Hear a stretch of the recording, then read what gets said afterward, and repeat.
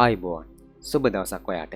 ඉතින් අදත් මගේ channel එකෙන් මම අරගෙන එන තවත් අලුත් වීඩියෝ එකක් එක්ක එකතු වෙලා ඉන්න ඔයාව බොහොම සාදරයෙන් පිළිගන්නවා.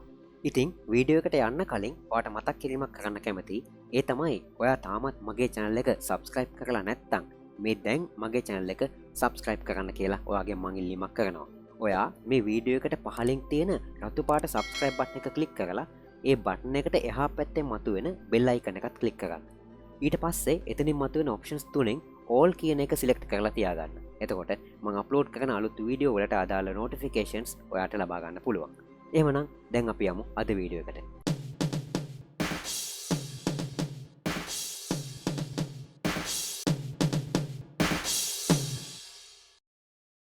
ඔයාට මතක ඇති මම පහුගිය වීඩියෝ එකෙන් කියා දුන්නා layers ගැන, layers සම්බන්ධව.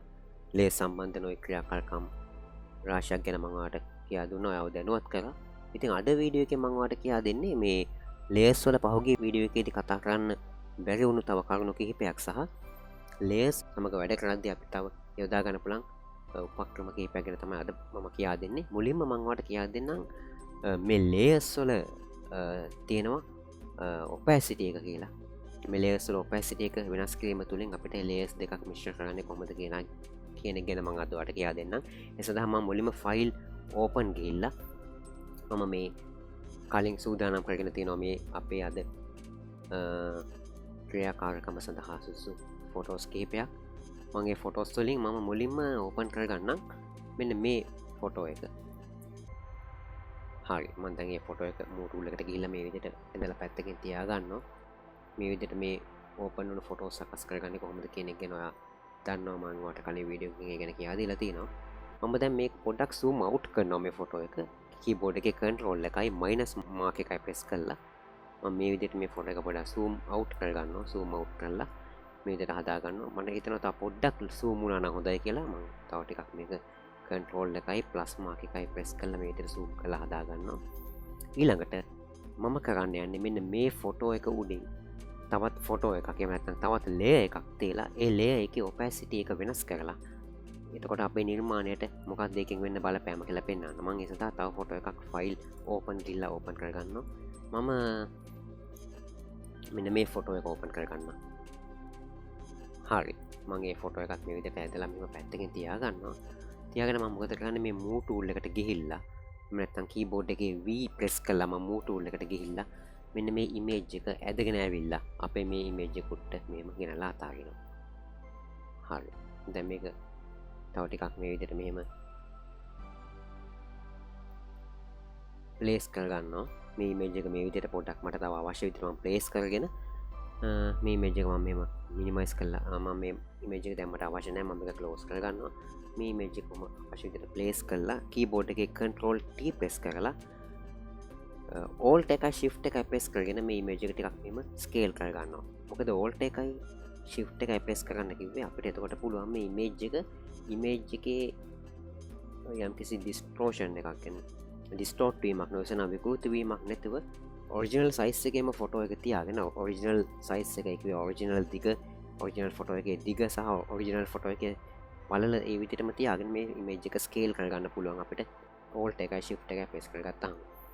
ඒ වගේ මම මතක තියාගන්න ඔයාට මෙන්න මේ විදිහට ඉමේජ් එකේ එක පැත්තක් විතරක් ස්කේල් කරගන්න ඕන නම් shift key එක විතරක් press කරගෙන මේ ඉමේජ් එක මේ විදිහට ස්කේල් කරන්න.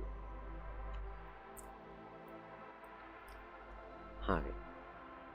දැන් මම මේ ඉමේජ් එක මේ විදිහට මෙහෙම තියාගෙන මම දැන් ඔයාලට පෙන්නන්නම් මේ ෆොටෝ එකක opacity එක වෙනස් කරාම කොයි විදිහේ බලපෑමක්ද ඉමේජ් එකට කරන්න පුළුවන් කියලා.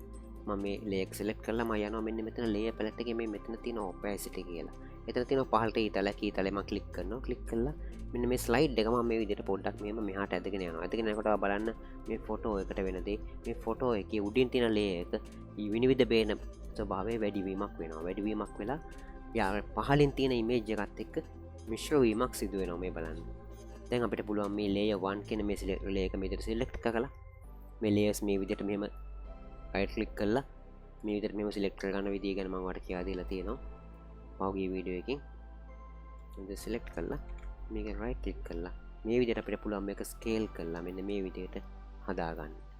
හදාගත්තට පස්සේ මම දැන් enter key එක press කරලා මම දැන් මේ විදිහට right කන්ට්‍රෝල් එකයි ටී එකයි දීලා මීට මේක ස්කේල් කරනවා අවශ්‍ය විදිහට. ඊට පස්සේ මම මොකද කරන්නේ එන්ටර් කී එක ප්‍රෙස් කරාට පස්සේ අපිට ඔය ස්කේල් කරන මෝඩ් එකෙන් ඉවත් වෙන්න පුළුවන්. ඊට පස්සේ දැන් ඔයාලට පේනවා මේ ෆොටෝ එකේ මෙන්න මේ කන්ද පේන සීමාවෙත් මේ ෆොටෝ එක පේනවා. අපිට ඒ ටික ඉවත් කරගන්න පුළුවන්. අපිට ඒ සඳහා මේ ඉරේසර් ටූල් එක මේ තියෙන මේ ඉරේසර් ටූල් එක භාවිත කරන්න පුළුවන්. මම මේ ඉරේසර් ටූල් එක ක්ලික් කරනවා. එහෙම නැත්නම් කීබෝඩ් එකේ ඔයාලට E ප්‍රෙස් කරාම ඉරේසර් ටූල් එක ගන්න පුළුවන්. ඊට පස්සේ ඉරේසර් ටූල් එකේ ප්‍රමාණය ඔයාලට ලොකු පොඩි කරගන්න පුළුවන්. කීබෝඩ් එකේ තියෙන වරහන් කීස් බ්‍රැකට් කීස් වලින්. ඒක කීබෝඩ් එකේ තියෙන වරහන් කීස් දෙකක් බ්‍රැකට් කීස් දෙකෙන් දකුණු පැත්තේ කී එක ප්‍රෙස් කරනකොට මේ විදිහට ඉරේසර් ටූල් එකේ ප්‍රමාණය ඉරේසර් ටූල් එකේ සයිස් එක වැඩි වෙනවා. වම් පැත්තේ වරහන ප්‍රෙස් කරද්දී ටිකෙන් ටික ඒ ඉරේසර් ටූල් එකේ ප්‍රමාණය කුඩා වෙනවා. මේ විදිහට අපිට අවශ්‍ය විදිහට හදාගෙන මම දැන් මේ ඉරේසර් ටූල් එකෙන් මේ ටික මෙන්න මේ අපිට අවශ්‍ය කරන ටික මෙන්න මේ හරිය අපිට කන්දනේ පේන්න ඕන. මේ ගස් නෙමෙයි ඒ නිසා මේ ටික මේ විදිහට මේව මකලා දානවා. මෙතනදී මම ඔයාලට තව දෙයක් කියා දෙනවා.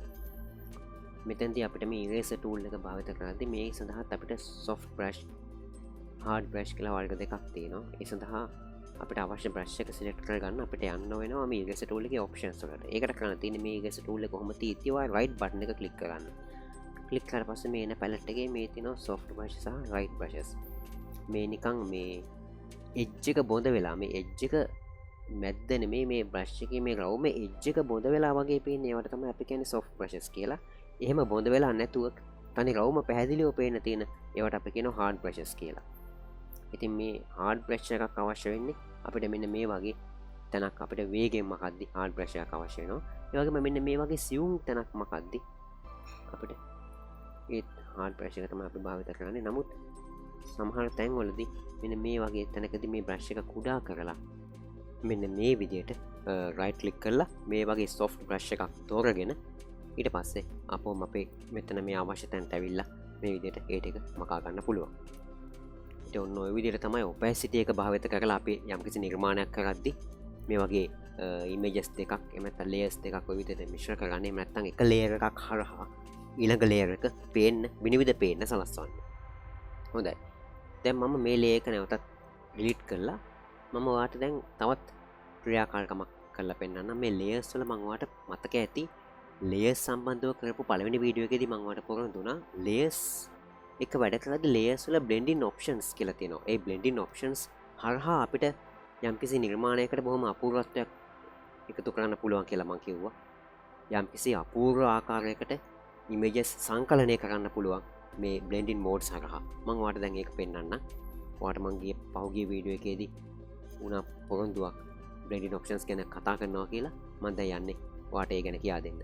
මම ඒ සඳහා නැවතත් ෆයිල් ඕපන් ගිහිල්ලා ඉමේජ් එකක් ඕපන් කරගන්නවා. අපි මේ දැන් ඕපන් කරගෙන තියෙන මෙන්න මේ ඉමේජ් එක උඩට ඇතුළත් කරගන්න. මම ඒ සඳහා ගන්නම් මෙන්න මේ ඉමේජ් එක. මෙන්න මේ අහසක් තියෙනවා. අහසක් වගේ ඉමේජ් එකක් මේ තියෙනවා. මම තෝරගෙන අහස් කඳු කිහිප පන්තියක් සහ ඈතින් පේන අහසක් වගේ තියෙන ඉමේජ් එකක් මම මේ ඉමේජ් එකත් විදිහට පැත්තකින් තියාගෙන මම නැවතත් move tool එක අරගෙන මේ image එක drag කරලා ගෙනල්ලා මේ image එක උඩට මේව දානවා. දාලා මම දැන් පොඩ්ඩක් මේ image එක close කරගෙන මම දැන් මේ image එක යටින් තියෙන image එකට උඩින් මේ විදිහට පේන්න ওই විදිහට සකස් කරගන්නවා සම්පූර්ණයෙන් මේ image එක වැහෙන්න. ඊට පස්සේ මම control එකයි T එකයි දීලා තමයි මේ පින්තූරේ ස්කේල් එක අඩු වැඩි කරලා හදාගත්තා. දැන් ඒක දන්නවා. ඊට පස්සේ enter key එක press කරාට පස්සේ අපි mode එකකින් ඉවත් වෙනවා. ඊට පස්සේ මම මොකද කරන්නේ මේ උඩින් තියෙන layer එක මේ විදිහට select කරලා මේ layer palette එකේ මෙතන තියෙනවා මෙන්න මෙතන. ඔයාලට පේනවා මෙතන තියෙනවා blending mode කියලා. මේ තියෙන එතනට අපි mouse එක ගෙනිච්චාම මෙතන එනවා set the blending mode for the layer කියලා. එතනින් මේ arrow එක click කරාම එතනින් එනවා drop down menu එකක්. ඒ drop down menu එකේ තියෙන්නේ මේ ඔක්කොම layer modes. අපිට මේ layer modes එකින් එක වෙනස් කරද්දී අපිට පුළුවන් මේ layers මිශ්‍ර වෙලා තියෙන විදිය වෙනස් කරලා යම්කිසි නිර්මාණයක් කරන්න. මම දැන් ඔයාලට උදාහරණයක් විදිහට මේ menu එකේ තියෙන එක තැනක මේ color burn කියලා option එකක් මම ඒක දෙනවා. දුන්නාට පස්සේ ඔයා දැක්කා නේද මෙතන වෙච්ච වැඩේ. මේ layers දෙක එක්තරා විශේෂිත ආකාරයකට වර්ණ සංයෝජනයක් සමග මිශ්‍ර වීමක් සිදු වුණා. ඊට පස්සේ මම දැන් නැවතත් මෙතනින් තියෙනවා තව ඔප්ෂන් එකක්. මේ තියෙනවා හාඩ් මෝඩ් කියලා හාඩ් ලයිට් කියලා තියෙනවා හාඩ් මැක්ස් කියලා එක තියෙන හාඩ් මැක්ස් ඒ වගේම සබ්ස්ට්‍රැක්ට් කියලා තියෙනවා බලන්න ඊට පස්සේ මෙතන තව මම මෙතන තවත් එකක් තියෙනවා කලර් ඩොච් කියලා තියෙනවා ඒ එක දෙනවා කලර් ඩොච් කියන එක දුන්නාම ඒ ලේයර්ස් දෙක මිශ්‍ර වෙලා ඇතිවෙච්ච ඉෆෙක්ට් එක තමයි අපිට දැන් මේ දකින්න ලැබෙන්නේ ඔයාලට මේක යම්කිසි නිර්මාණයකට මේ බ්ලෙන්ඩින් මෝඩ්ස් ඇප්ලයි කරද්දී ඔයාලට හරිය ලේසි වැඩක් තමයි මේ විදිහට මේ ඩ්‍රොප් ඩවුන් මෙනු එක අරගෙන මේ ඇරෝ එක ක්ලික් කරලා ඩ්‍රොප් ඩවුන් මෙනු එක අරගෙන මෙතනින් එකක් සිලෙක්ට් කරන්න මොකක් හරි උඩින්ම තියෙන එක සිලෙක්ට් කරන්න උඩින්ම තියෙන එක සිලෙක්ට් කරලා ඊට පස්සේ කීබෝඩ් එකේ ඩවුන් ඇරෝ කී එක ප්‍රෙස් කර මෙන්න මේ වගේ ඔයාලට මේ එක මෝඩ් එකට මාරු වෙන්න පුළුවන් බලන්න එතකොට එකින් එක මෝඩ්ස් වෙනස් වෙවි ඔයාලට මෙතන පෙන්නනවා මේ ඒ ඉෆෙක්ට් එක මොන වගේද ඇප්ලයි වෙන්නේ කියලා ඔන්න බලන්න දැක්කද සමහර ඉෆෙක්ට්ස් වලදී හරියම අපූර්ව විදියට මේ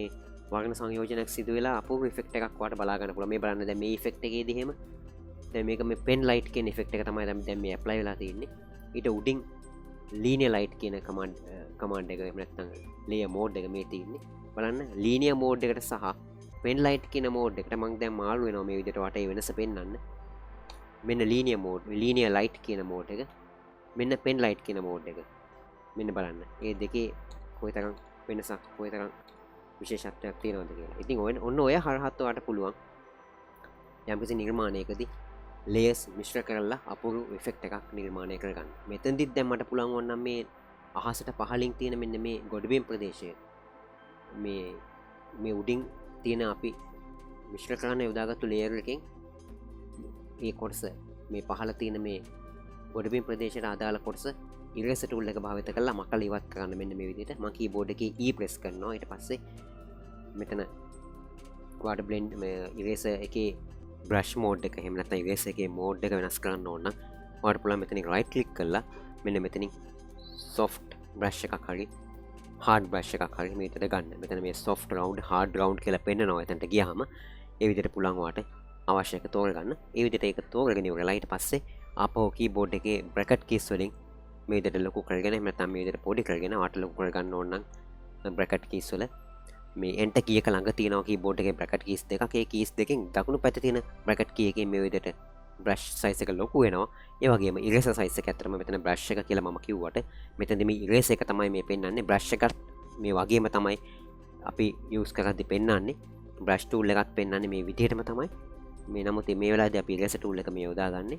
ඉතින් අපිට පුළුවන් දකුණු පැත්තේ bracket key එකෙන් මේ විදිහට eraser tool එකේ ප්‍රමාණය වැඩි කරගන්න. ඒ වගේම වම් පැත්තේ bracket key එකෙන් eraser tool එකේ ප්‍රමාණය අඩු කරගන්න. ඉතින් ඒ විදිහට tool එක හදාගත්තට පස්සේ ඔයාට පුළුවන් අපි කලින් opacity එක භාවිත කරලා පින්තූර mix කරද්දී layers එහෙම නැත්නම් images මිශ්‍ර කරද්දී අපි ඒ layers වල අනවශ්‍ය කොටස් මකලා දාලා අපිට අවශ්‍ය විදිහට effect එක control කරගත්තා මතක ඇති opacity එකත් එක්ක වැඩ කරද්දී ඒ වගේම ඔයාට පුළුවන් මෙතනදිත් මේ layer options භාවිත කරලා එහෙම නැත්නම් මේ layer modes භාවිත කරලත් මේ විදිහට images එකතු කරාට පස්සේ ඒ ලැබෙන effect එක ඔයාට මේ eraser tool එක මගින් ඔයාට අවශ්‍ය කොටස් තියාගෙන අනවශ්‍ය කොටස් ටික මකලා ඉවත් කරලා ඒ ඉෆෙක්ට් එක ඔයාට අවශ්‍ය විදිහට නිර්මාණය කරගන්න.